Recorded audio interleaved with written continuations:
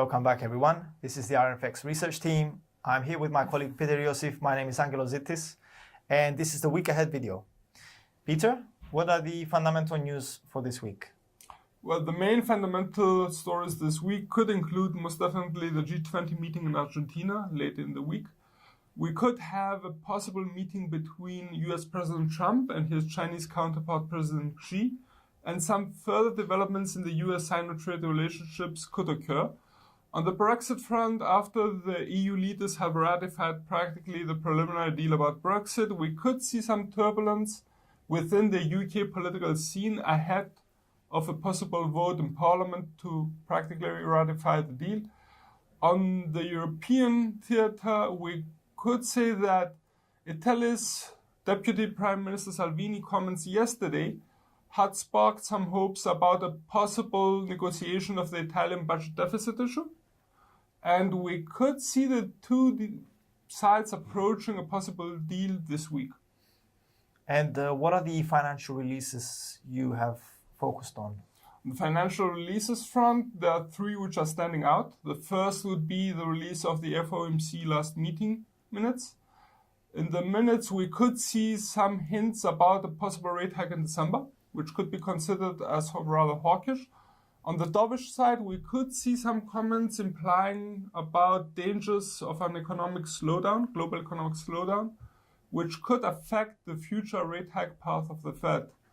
On the second, we would like to mention the US GDP growth rate for Q3. It would be the second preliminary release. And we see a possible steadying of the rate at plus 3.5%, which could provide some support for the US dollar. On the euro side, the CPI rates, the preliminary HICP rates for November are due out near the end of the week. Germany, France, and the Eurozone, they are all set to drop.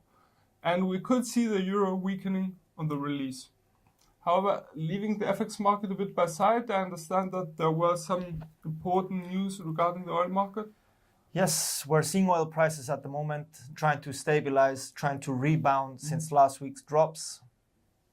At the moment, we have a meeting in Brussels between the EU and the Iranian energy minister. They're talking on the 2015 nuclear deal. They're trying to either modify it or keep it in a way to improve the situation. There's also one more meeting between Iran and Moscow in Russia. Yes. And they could be also speaking about the nuclear deal or sanctions. From there on, we have Aramco, Saudi's Aramco. They're investing.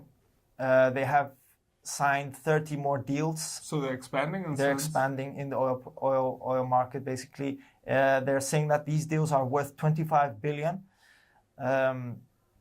They're moving quite fast at the moment.